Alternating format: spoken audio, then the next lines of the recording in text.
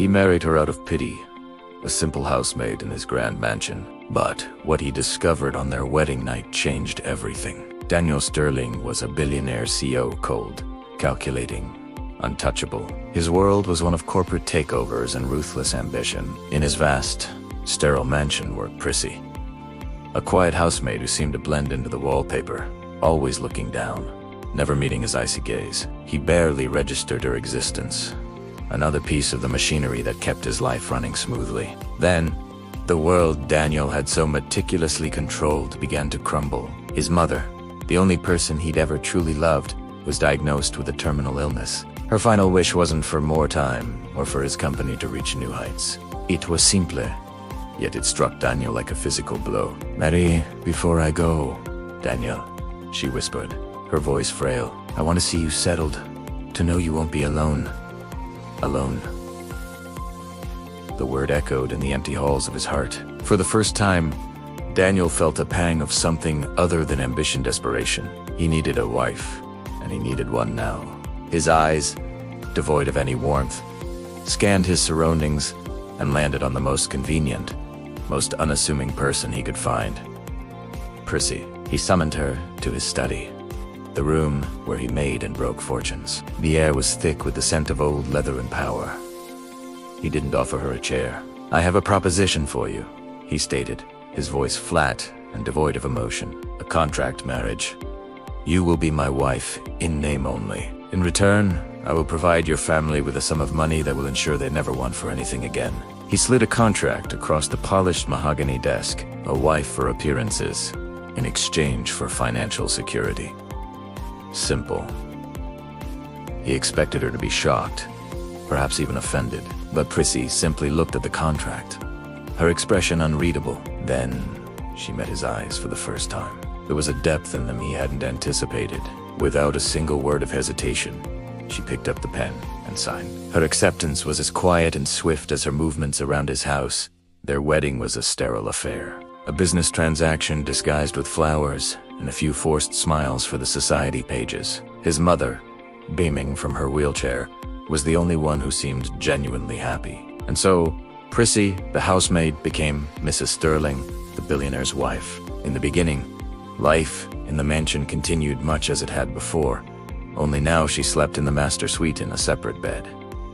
Of course, Daniel treated her with a cold indifference that bordered on cruelty. He ignored her at breakfast, spoke to her only when necessary, and made it clear that her presence was merely a fulfillment of a contractual obligation. He expected her to be a silent, obedient ornament, and for a while, she was. She endured his stony silence, his deliberate distance, his casual disregard for her feelings. She cooked his meals, organized his home, and never once complained. But slowly, almost imperceptibly, Daniel started to notice things.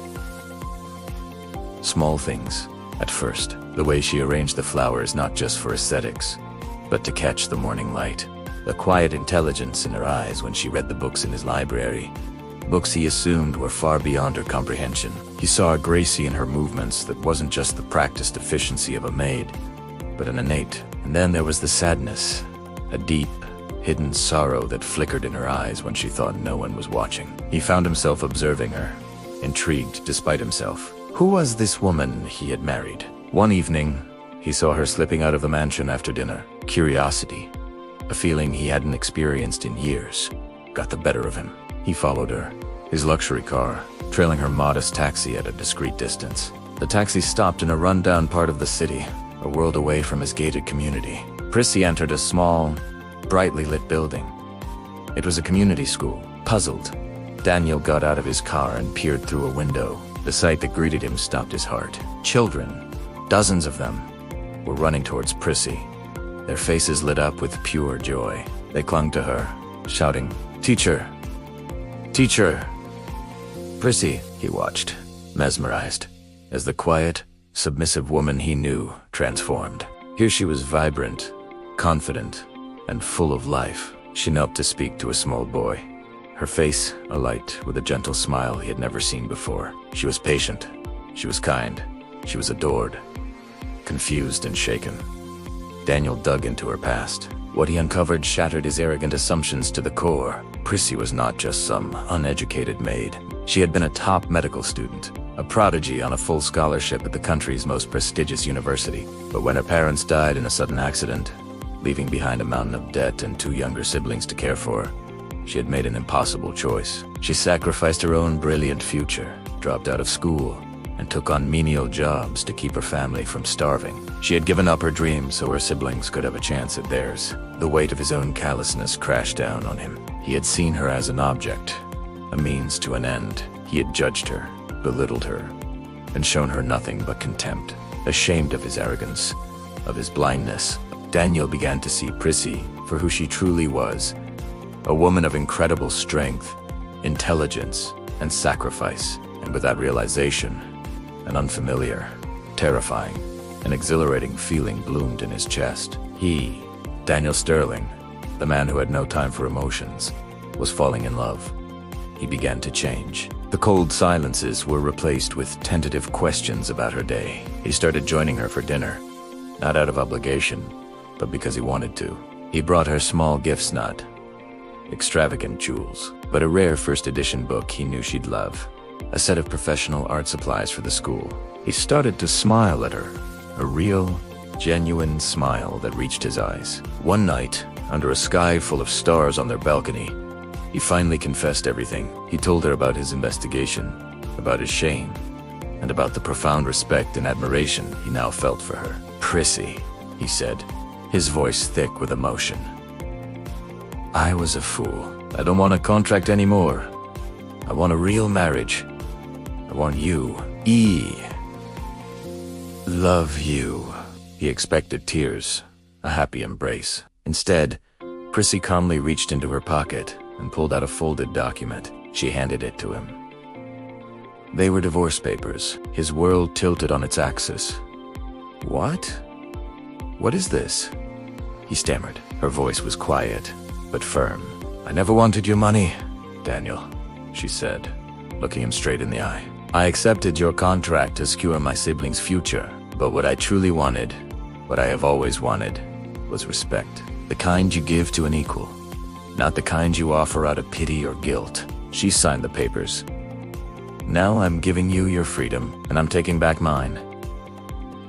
Her words were a blade to his heart, but he knew she was right. He had offered her love, but it was on his terms, born from his guilt. He hadn't truly earned her. The next day, Daniel did the unthinkable. He called an emergency board meeting and announced he was selling a significant portion of his company's shares. He used the immense fortune to create a foundation. He fully funded the community school where Prissy taught, and he established a scholarship in her name at her former university, ensuring that no other bright student would have to give up their dreams due to hardship. He then quietly funded Prissy's return to medical school, ensuring she could finish her education without any financial burdens. And then, he waited. He didn't contact her. He didn't interfere. He simply waited, hoping that one day he could prove he was a man worthy of her respect. Years passed. Daniel focused on philanthropy, becoming a different man, a better man. One day, he attended the opening ceremony for a new state-of-the-art pediatric hospital his foundation had helped build. As he stood in the gleaming lobby, a woman in a crisp white doctor's coat approached him. She was poised, confident, and her eyes sparkled with an intelligence and warmth that took his breath away. A small, knowing smile played on her lips. "Aren't you the man who waited?" she asked, her voice the most beautiful sound he had ever heard. It was Prissy. Dr. Prissy Sterling. This time, there were no contracts, no obligations, no pity. This time, she wasn't the housemaid he had married, but the brilliant, strong, and independent woman he had fallen in love with. She stepped forward and took his hand. This time, she chose him. Thank you for watching. If you enjoyed this story, don't forget to like, share, and subscribe for more content like this. We'll see you in the next video.